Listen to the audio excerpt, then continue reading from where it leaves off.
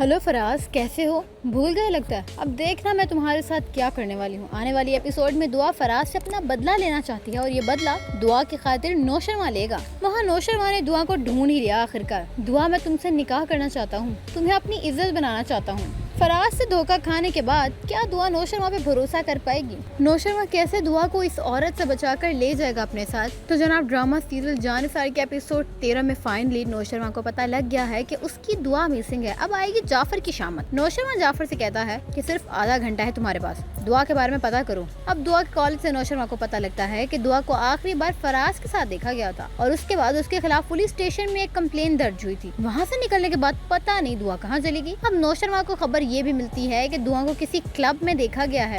खैर, नौशरमा की दुआ को खराब करने वाली और कोई नहीं बल्कि यही औरत होगी। इतने मान सम्मान के साथ जो इसे अपने घर में पनाह दे रही है और उसका इतना ख्याल रखवा रही है, उसके पीछे इस औरत का मकसद छुपा हुआ है। वो तो चाहती है कि दुआ उसके पास रहे ताकि उसके जरिए उसके पास और पैसे आए। दोस्तों, ड्रामा सीरियल जानिसार में दुआ एक गड़े से निकलकर दूसरे गड़े में फंस गई है। ये औरत क्योंकि क्लबिंग करने वाली है, अब ये औरत दुआ को फोर्सली अपने साथ एक पार्टी में लेकर जाएगी। पार्टी में बड़े बड़े अमीर ज़्यादा एंजॉय करने आए होंगे।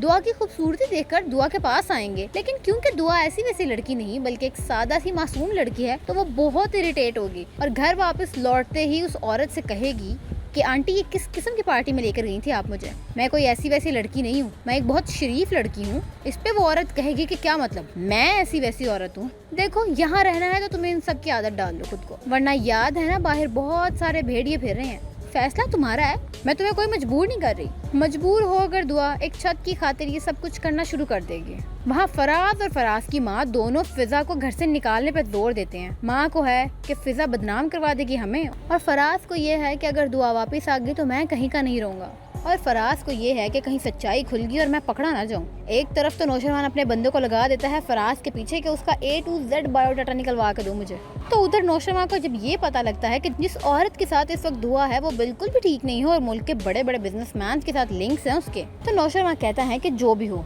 दुआ को किसी कीमत उस औरत के पास नहीं छोड़ूंगा। खैर, उधर नौशरमा पहुंच जाता है दुआ के पास और उसे अपनी आंखों पर यकीन ही नहीं आता दुआ का हुलिया देखकर। हम नौशरवान उसे मिलेगा और उसके सामने आएगा और उससे पूछेगा क्यों ऐसा क्या हुआ तुम्हारे साथ, इस हाल तक कैसे आ गई तुम?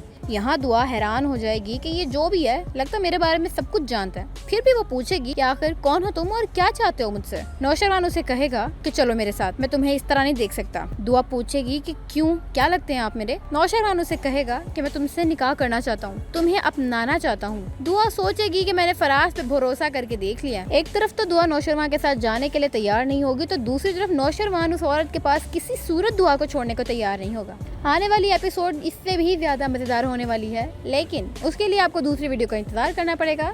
वीडियो पसंद आई तो वीडियो को लाइक और शेयर जरूर करिएगा। Stay tuned with gossip shorts.